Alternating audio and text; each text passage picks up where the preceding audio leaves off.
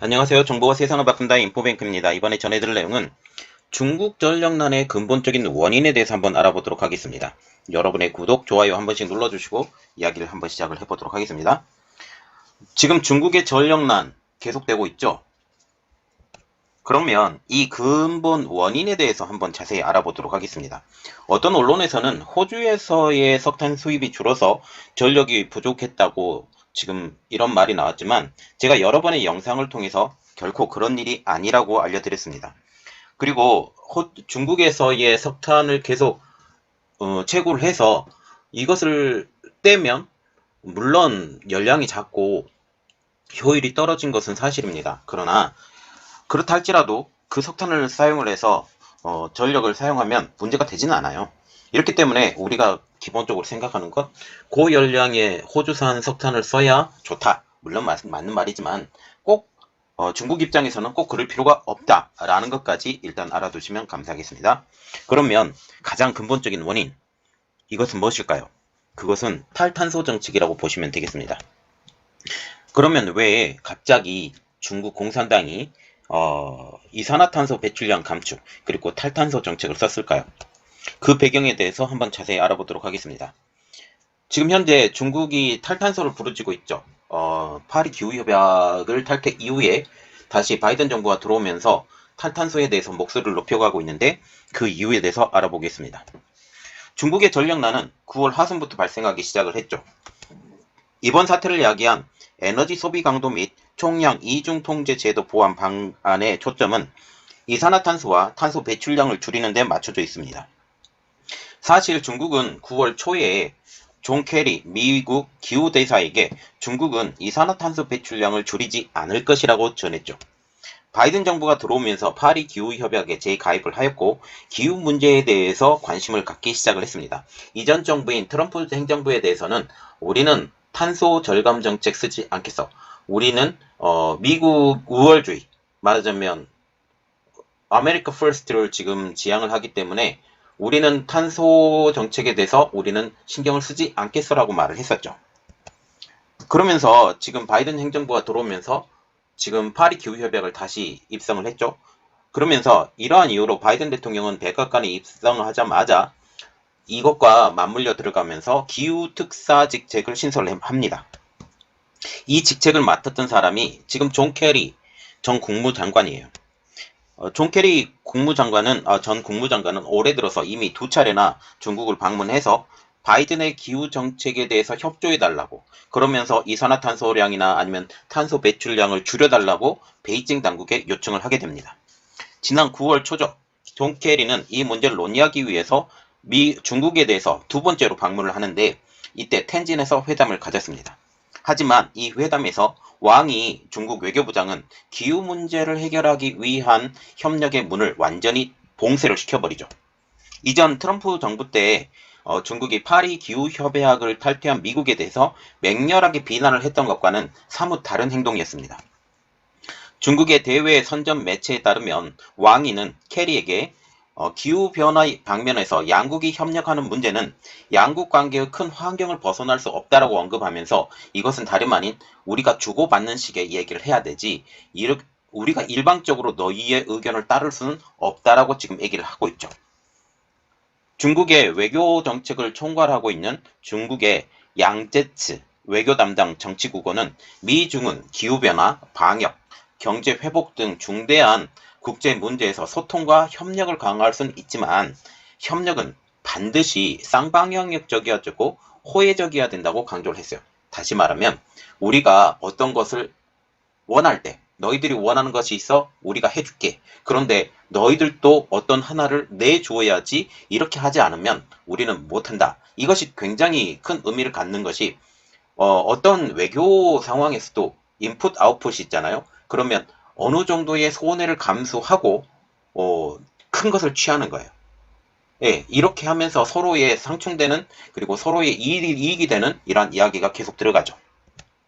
다시 말해서 바이든 정부가 트럼프의 대중 제재를 철회하지 않는 한 미국이 원하는 기후 협력에 대해서 중국은 할 수 있는 상황이 아니다라고 설명을 한 것이죠.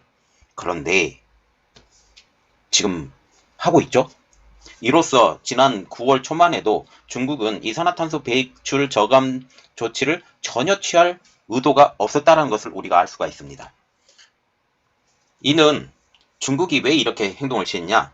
바이든 정부와 민주당의 최대 관심사인 탄소 배출 감축을 지렛대로 해서 바이든 정부를 압박하고 미중 무역 문제에서 양보를 얻어낼 심산이었다라는 것입니다. 그러나 바이든 정부는 중국이 원한 대로 해주지 않았죠. 아무것도 해주지 않았습니다. 미국에서 아무런 반응을 취하지 않음에 따라서 중국이 먼저 선제 조건을 건 거예요. 3주 만에 갑자기 태도를 바꿔서 탄소 배출 저감 활동을 적극 동참하는 쪽으로 바꿨고 또 전국적으로 즉시 실행하도록 명령을 한 것입니다. 그러면 왜 중국의 태도가 이렇게 갑자기 왜 바뀌었느냐? 그러면서 무슨 일이 일어났냐? 이것에 대해서 좀 자세히 알아보도록 하겠습니다. 중국이 이산화탄소 및 탄소 배출 저감 정책을 180도로 바꾸기까지 20일간의 행적을 우리가 지켜봐야 될 필요가 있어요. 자, 이제 날짜별로 제가 설명을 해드릴게요. 9월 1일입니다. 존 케리 미국 기후특사 텐진 방문 중 왕위 애교부 장과의 만남이 있었습니다. 왕위는 여기서 바이든이 트럼프의 대중 제재 조치를 철폐하지 않은 한 중국은 바이든의 기후 정책을 위해 그 어떤 희생도 감수하지 않을 것이라고 선언을 하죠. 그리고 9월 9일입니다. 바이든과 시진핑이 전화대담을 가져요. 전화대담 중 일부가 9월 27일 날 발표를 하는데 젠사키 대변을 통해서 발표가 나옵니다. 중국 측에서 캐나다인 2명을 석방하고 미국이 멍완조우를 석방한다. 자, 9월 11일입니다. 이게 9월 9일 날 했던 이야기예요. 9월 9일 날 했던 이야기가 멍완조우의 석방. 이때 이야기가 나왔다라고 지금 언급을 하고 있죠. 9월 11일입니다. 중국이 바이든의 기후정책 협력을 요구를 만족시키기 위해 정부 문건을 만드는데 그게 뭐냐면 에너지 소비 강도 및 총량 이중통제 제도 보완 방안을 서명을 해요. 중국이 서명을 합니다. 그러면서 시행을 시작을 하는데 시행하면서 그 날짜가 한 10일 정도 걸려요. 자, 보세요. 9월 9일 날 대담을 하고 시행규칙에 서명을 하고 이게 착착착착 뭐가 뒤에 있을 것 같죠? 이 문건은 비교적 기술적인 문건으로서 초안 작성에 며칠이 필요하고 관련 부분과 협의해서 서명하고 또 상부의 비준까지 받아야 하는 상당히 복잡한 문건인데 9월 11일 날 이게 서명이 된 겁니다. 문서를 서명한 날짜는 그 존 케리 미국 기후특사가 중국에서 미국으로 돌아간 후이고 바이든 미 대통령이 시진핑 중국 국가주석과 통화하기 전이라고 보시면 돼요. 그래서 이 전에 진행이 되었었고 이것을 서명한 날짜는 11일이지만 이 날짜의 그 상관관계를 보면 먼저 준비를 했을 것이다. 그러면서 서명을 했을 것이다. 이렇게 보시면 돼요. 이 시점으로 보면 바이든과 시진핑 전화 통화 전에 상당히 의견 접근이 있었을 것이다. 그 어떤 것이든지 불구하고 그렇게 볼 수가 있죠. 9월 11일 이후입니다. 중국은 미국과 합의한 문건을 각 성과 부에 내려보내죠. 그러나 즉시 집행하지 않고 한 열흘 정도 기다립니다. 중국이 열흘 정도 기다린 데에는 몇 가지 이유가 있는데 국내 문제와 국외 문제를 나누어서 제가 이야기를 해드릴게요. 중국 내 요인입니다. 첫 번째로 볼 것은 첫 번째로 중국은 탄소 배출 감축 지표 총량을 확정해야 돼요. 미국과의 그 계약을 통해서 이러한 그 서명을 했죠. 서명을 하면서 총 지표는 있어요. 총 지표는 있는데 이것에 대해서 더 기술적인 문제가 들어가야 된다는 거죠. 이것을 근거로 해서 각 성시로 세분을 합니다. 다시 말하면 중국 중앙정부가 있다면 각 성이 있고 도시가 있고 이게 33개 성시가 있죠. 33개 성시가 있는데 33개 성시로 이것을 골고루 균등하게 배분을 해줘야 돼요. 못 사는 동네는 조금 더 덜, 그리고 잘 사는 동네는 조금 더 많이 이렇게 보이고 있죠. 탄소 배출을 줄이기 위해서 정전을 만약을 해야 된다면 어떤 도시든지 어떤 성이든지 이 경제가 무너질 것은 눈에 뻔히 보이는데 이것을 자발적으로 해줄 성 도시가 없어요. 이렇기 때문에 강제적으로 지금 집행을 해야 된다는 사실이죠. 따라서 이 탄소 배출 감축 지표를 세분화하는 데 있어서 두 행정 등급을 조절을 해야 됐습니다.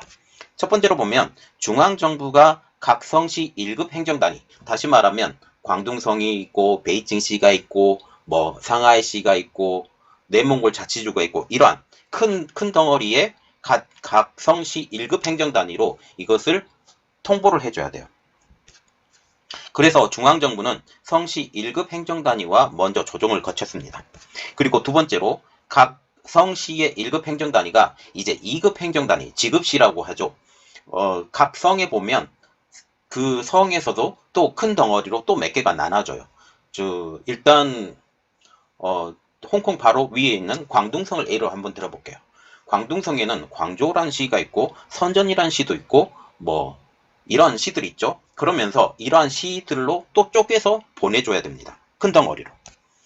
그래서 중앙정부 성시 1급 행정단위, 지급시 2급 행정단위에 이어지는 조정을 거치는 시간이 필요하기 때문에 문건은 일단은 비밀로 붙여둬야 됐습니다. 그래서 이게 비밀로 붙여져서 행동을 했기 때문에 기업들이 제한 송정 명령이 떨어진 후에야 알아챘을 정도로 그것을 알아챘을 때 아연실색을 했다는 것이죠. 그리고 두 번째로 보는 것은 대내외적인 이야기입니다. 국제적인 이야기죠. 미국과의 이야기가 끝나지 않았습니다. 다시 말하면 미국 측이 멍안조우에 대해서 석방의 명령을 내려야 됐다는 것이죠. 멍안조우는 미중 협의가 끝나자마자 석방이 됐습니다. 멍안조우의 석방 날짜는 9월 24일. 이는 미중 힘겨루기의 중요한 사건이 되는 거죠. 미중 간 무역전쟁이 한창일 때 멍안조우가 캐나다 밴쿠버에서 체포가 됐죠.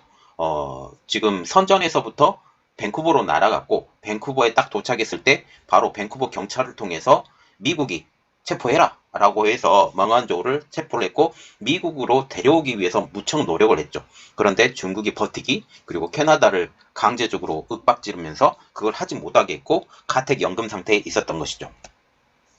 이번 멍안조우의 석방으로 중국은 승리를 주장합니다. 그러나 그 물밑에서 멍안조우를 석방하기 위해서 커다란 경제 의침을 할 만한 큰 거래가 있었죠. 그게 바로 전력난입니다. 9월 24일. 이날은 화웨이 부회장 멍안조우가 석방된 날입니다. 이 멍안조우가 석방되기 바로 전날인 23일 날 중국은 이산화탄소 배출 감축 지표를 이미 상급 행정단위인 현급시까지 전달을 합니다. 중국은 곧바로 자기들이 서명한 에너지 소비 강도 및 총량 이중 통제 실행 정책을 즉각 시행하라고 명령을 하죠. 이게 3급시까지 다 떨어진 것을 바로 시행하라고 명령을 하게 된 것입니다. 그래서 멍안조우가 석방된 24일부터 23일 날 이 명령이 떨어지고 24일부터 중국에서 대규모 전력난이 발생하기 시작합니다. 그래서 지금 멍안조우가 딱 석방되는 그날에 전력난이 바로 시작이 된 거죠. 중국의 경제 전문 매체인 차이신에 따르면 9월 27일 뉴스에서 24일 야오닝성의 한 철강 가공업 설비가 정전되는 바람에 23명이 유독가스에 누출됐다는 소식까지 전하고 있습니다. 그리고 글로벌 타임즈에 의하면 장수성 한 섬유 공장에서는 9월 21일 날 지방 당국으로부터 정전을 할 것이다 라는 통보를 받았다고 전하고 있죠. 그래서 24일부터 이것을 시작을 했고 이것이 차츰차츰 이 소식이 아는 분들이 있으면 중앙정부에 아는 분들이나 지급 현시에 아는 분들이 있으면 먼저 이 소식을 전하는 듣는 이런 일들도 있기 마련이죠. 어차피. 그러면서 미국의 블룸버그 통신도 26일 날 보도에서 중국의 진짜 위기는 헝다가 아니라 전력난이라는 기사를 다루고 있습니다. 그러면 이렇게 중국이 위험을 무릅쓰고 경제 하락의 위험을 무릅쓰고 이렇게 전력난을 일으키는 가장 큰 이유가 뭘까요? 어떤 것을 주고받았길래 일단은 멍안조우를 받았어요. 그러면서 이 전력난을 일으켰던 이유가 멍안조우 하나만 받기 위해서 이렇게 전력난을 일으켰냐? 우리가 그렇게 중국이 허락하지 않은데 그런 생각을 갖게 되죠. 중국은 이번 전력난으로 내상이 상당히 심합니다. 그러면 중국이 왜 이러한 거대한 경제적 대가를 치르면서까지 고육책을 썼느냐라는 점이죠. 단지 멍안조우를 중국에 되돌아하기 위해서라는 말은 좀 앞뒤가 안 맞죠. 말이 되지 않는 이야기입니다. 미국의 정책에 따라 트럼프 행정부 때 중국에 가했던 경제적, 정치적, 제재 정책의 폐기를 위해서 미국에 따라 들어간 것입니다. 결국은 미국의 속은 중국이 되겠죠. 미국에게 잘 보이기 위해서 미국이 원하는 방향으로 움직인 것입니다. 이것이 중국 중앙정부를 중심으로 이루어졌기 때문에 중앙정부에서 해라 라고 하면 반드시 시행해야 되는 이러한 맹점 때문에 바로 했죠. 그래서 중국 중앙정부의 지침이기 때문에 지방정부는 어쩔 수 없이 따라가야 된 입장이죠. 이에 대한 효과로 미국으로부터의 천연가스 수입 그리고 석탄 수입까지 이끌어냈습니다. 더 많은. 미국과 중국은 2020년 트럼프 행정부 때 맺은 1단계 합의안에 의해서 아직도 중국은 미국에게 구매할 것이 많이 남아있는 상황이에요. 중국은 미국 상품을 2017년 수준 이상인 최소 2천억 달러를 구매를 해야 됩니다. 농업 분야에서 320억 달러, 제조업 분야에서 780억 달러, 에너지 분야에서 520억 달러, 서비스 분야에서 380억 달러의 증대를 약속한 상황이죠. 이제 2단계 합의안을 도출을 해야 되는데 2단계 합의안은 이것보다 더 강할 것으로 알려지고 있었어요. 이래서 중국 입장으로서도 상당히 어려운 입장이었었죠. 그래서 이번 일을 계획한 겁니다. 2단계까지 가지 않게 하기 위해서. 전에 올려드린 영상에도 중국은 충분히 많은 석탄을 보유하고 있고 석탄의 부족으로 이 일이 벌어질 수 없다라는 영상을 여러 번 보내드렸습니다. 이번 중국의 전력난이 중국의 바이든 정부의 체면을 세우기 위한 노력으로 보이는 것도 이것 때문이죠. 특히 바이든 대통령은 대통령 선거 유세 과정에서 파리 기후협약에 다시 가입할 것이고 친환경 정책을 강조해왔다는 사실이죠. 중국이 바이든 행정부의 공약인 친환경 정책을 지키기 위해서 이렇게 노력하고 있다는 것을 보여준다는 사실입니다. 이것이 중국이 획책한 제한송전의 진정한 원인이죠. 제한송전을 통한 전력난은 중국 입장으로서는 대단히 중요한 일입니다. 바이든 정부도 이를 보고 속으로 기쁨을 감추지 못할 것으로 보이고 있어요. 미국과 약속한 대로 중국이 묻지도 따지지도 않고 탄소 배출 저감 조치를 취했기 때문입니다. 미국 민주당으로서도 탄소 저감에 대한 중국의 지지를 이끌어냈다는 점을 부각을 하면서 이를 통해서 경제적 주도권을 미국이 다시 잡게 되었다고 쾌재를 부를 것으로 지금 보이고 있죠. 바이든 행정부도 즉각 시진핑의 정전쇼에 대해서 화답하는 대답을 했습니다. 9월 24일입니다. 지나 라이몬도 미국 상무장관은 월스트리트저널과의 인터뷰에서 이렇게 말을 했어요. 앞으로 중국과의 무역 관계를 개선하고 대표단을 이끌고 중국을 방문할 계획이 있다 라고 밝힌 것이죠. 제닛 옐렌 미 재무장관도 7월 16일과의 인터뷰에서 트럼프 대통령이 실시한 대중 관세가 미국 소비자들의 이익을 해치고 있다라고 언급한 바가 있습니다. 바이든 정부의 상무장관이 지금 중국과 논의하려는 것은 재무장관이 일찍이 밝혔던 내용이고 또 중공이 오래전부터 기대했던 낭보라는 사실이죠. 그러면 바이든 행정부가 과연 공화당이 중국을 견제하기 위해서 이렇게 관세를 올렸던 것들을 취소할 것이냐라는 점입니다. 10월 14일 날 캐서린 타이 USTR 대표는 미국 전략문제연구소 CSIC에서 바이든 정부의 미중 무역관계 정책에 대한 발언이 기준점이 될 수가 있습니다. 그때 뭐라고 했냐? 첫 번째로 트럼프 대통령 재임 중 체결한 미중 1단계 무역 합의를 재검토하고 중국의 약속을 지킬 것을 요구한다. 둘째로 트럼프 대통령 시기에 중국 수입품에 부과한 징벌적 관세 면제를 위한 표적 관세 배제 절차를 적용한다. 세 번째로 빠른 시일 내에 류허 중국 부총리와 화상회담을 가져서 세부적인 사항을 협의한다. 넷째로 바이든 행정부의 대중국 정책은 중국의 대응에 따라 수시로 조정한다. 여기가 중요한데요. 자, 바이든 행정부의 대중국 무역 정책은 어떻게 한다? 중국의 대응에 따라서 수시로 조정한다 라고 지금 나와 있어요. 앞에 좋은 내용 3개 나와 있고 뒤에 하나 나쁜 내용 나와 있죠. 중국 입장으로서는. 캐서린 타이 USTR 대표가 10월 4일 이러한 발언을 한 후에 10월 8일 중국의 류호 부총리와의 전화 통화를 합니다. 이 자리에서 류 부총리는 트럼프 행정부 때 책정한 고관세 정책을 철회하라고 요구를 하죠. USTR의 한 고위 관리는 중국의 미국 상품에 대한 구매 약속 등 1단계 협상 이행으로 중국의 성과를 평가할 것이라고 전하고 있어요. 이는 다시 말하면 중국이 1단계 합의를 잘 지키면 우리가 그럴 마음도 있다라고 돌려서 말을 한 거죠. 그리고 캐서린 타이 대표는 2단계 협상은 진행하지 않을 것이라고 발언을 했어요. 지금 2단계 협상에 대해서 지금 트럼프 대통령이죠. 전 대통령이 진행할 것이다. 여기에 정말 중요한 내용들이 다 들어있었거든요. 2단계로 다 밀어놓고 가장 합의하기 쉬운 것으로 1단계 합의안을 만들었습니다. 그런데 2단계 합의안에 정말 지적재산권이라든지 여러 가지 문제가 여기 싹 들어있는데 그것을 진행하지 않을 것이라고 발언을 한 것이죠.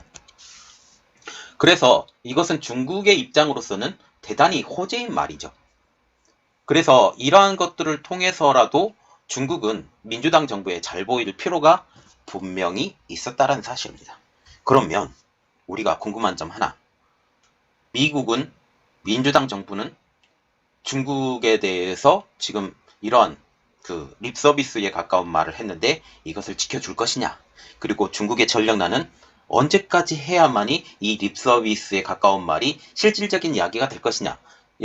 희망 고문이에요. 희망 고문이고 이것들에 대해서 좀 깊이 들어가 볼게요. 중국이 석탄이 부족해서 전력난이 발생하지 않았기 때문에 전력난의 종료는 중국의 의지에 달렸습니다. 다시 말하면 중국이 의지만 갖고 있으면 지금 당장이라도 전력난은 하나도 일어나지 않는 정도로 지금 바꿀 수 있는 입장이죠. 즉 언제든지 전기 공급을 재개할 수 있는 것입니다. 현재는 석탄 산지인 산시성의 홍수로 인해서 전력 공급이 좀 어려운 상황이 있지만 그것도 곧 해결될 것으로 보이고 있죠. 지금 바이든 정부에서 이게 있어 어려움은 중국이 미국의 군사적 위협을 지속적으로 가하고 있다는 거죠. 특히 남중국해를 중심으로 해서 미국과 중국이 치열하게 싸우고 있는 입장이라는 겁니다. 최근 중국은 대만을 향해서 군사 위협을 강화하고 있죠. 현재 바이든 정부는 대중 정책 설계는 군사적 문제와 경제적 문제가 이제 하나로 엮어져 있다는 사실입니다. 10월 6일 날 바이든 국가안보고문인 제이크 설리반은 스위스에서 중국 최고위 외교관인 양제츠와의 회담을 가졌습니다. 6시간의 회담 시간 중에서 상당 부분을 군사 대결 문제에 할애한 것으로 알려지고 있는데요. 중국이 군사적으로 미국에 압박을 가하는 한 바이든 정부와 중국은 절대로 가까워질 수 없습니다. 현재 미국과 중국과의 관계는 이제 경제 문제를 넘어서 군사적인 대립까지 달려가고 있기 때문이죠. 이전에 경제 문제를 해결하기 위해서 대만을 버리고 중국을 택했다면 이제는 정치를 넘어서 군사적으로도 미국을 능가하려고 노력하는 중국을 그대로 놔둘 리가 만무하기 때문입니다. 이는 자신의 아픔까지 감내하면서 정전쇼를 벌였던 것이 아무것도 아닌 일처럼 될 수도 있는 상황이 되죠. 그래서 지금 이번에 정전쇼라고 보면 돼요. 이것을 통해서 여러 가지 일들이 있는데 결국은 이것을 통해서 이 저가 수준은 안 받는다. 중국의 의지가 좀 보여졌고요. 그리고 탄소 배출 기업들은 중국에서 다 쫓아낸다. 이런 여러 가지 문제가 있지만 중국은 결국 이걸로 보시면 됩니다. 하고 싶지 않았다. 하고 싶지 않았지만 미국에게 잘 보이기 위해서 이러한 쇼를 벌였다. 그런데 이 쇼를 벌인 것도 계속적으로 미국을 긁어버리면 공화당 정부에서도 공화당 측에서도 이걸 가만히 놔두지 않을 거라는 거죠. 그래서 중국은 더 좋은 것을 얻을 수 있음에도 불구하고 지금 미국을 꺾어 누르기 위해서 이렇게 하기 때문에 결코 이게 쉽진 않을 것이다 라는 것이죠. 그래서 이번 내상을 입었지만 결국 이 미국을 잘 보이기 위해서 내상을 보냈지만 이것이 결국 중국에게 아무런 도움도 되지 않고 득도 되지 않은 이러한 상황으로 바뀔 가능성이 높다라는 것까지 보고 그리고 결국은 미국의 민주당 정부가 어디까지 중국에게 얘기를 했고 이 중국이 어떤 마음으로 이렇게 미국의 정책을 따랐는지 그것은 아직까지 알려지지 않았지만 이것에 대해서 우리가 눈여겨봐야 될 필요가 있다라는 것까지 알려드렸습니다. 이번 내용은 여기까지 하겠고요. 저희 내용이 여러분들에게 도움이 되시다라고 생각을 하시면 구독, 좋아요, 그리고 알람 설정까지 부탁드리겠습니다. 감사합니다.